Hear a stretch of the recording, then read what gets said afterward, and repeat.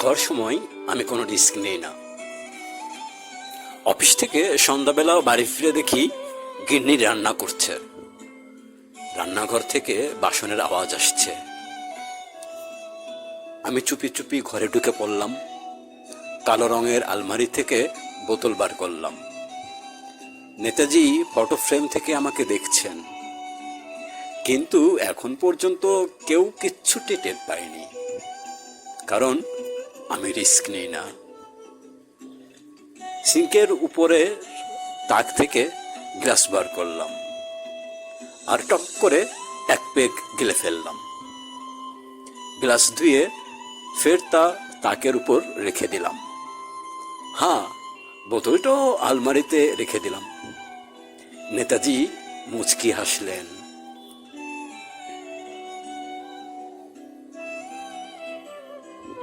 রান্নাঘরে উকি দিলাম। গিন্নি দেখি আলু কাটছে।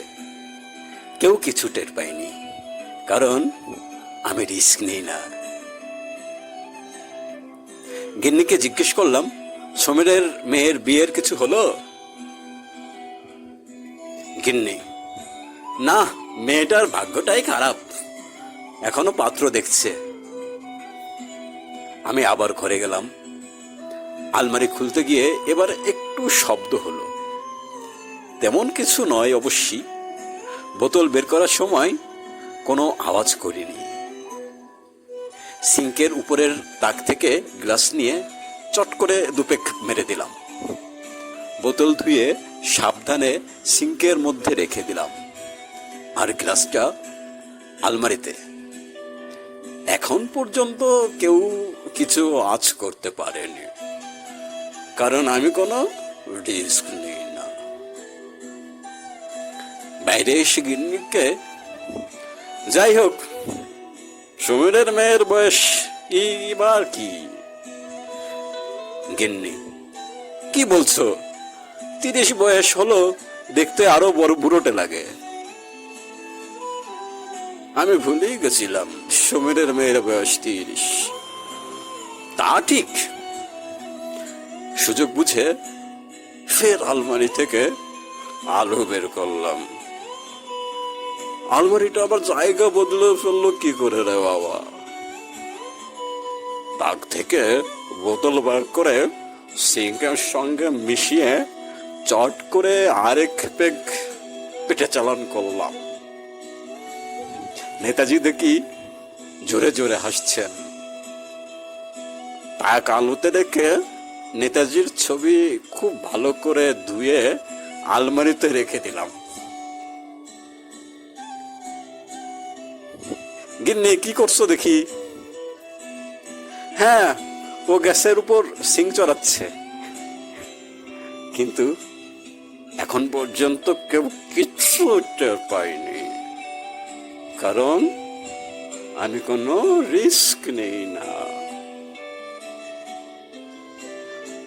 আমি গিন্নিকে, তুমি সমীরকে বুড়ো বললে?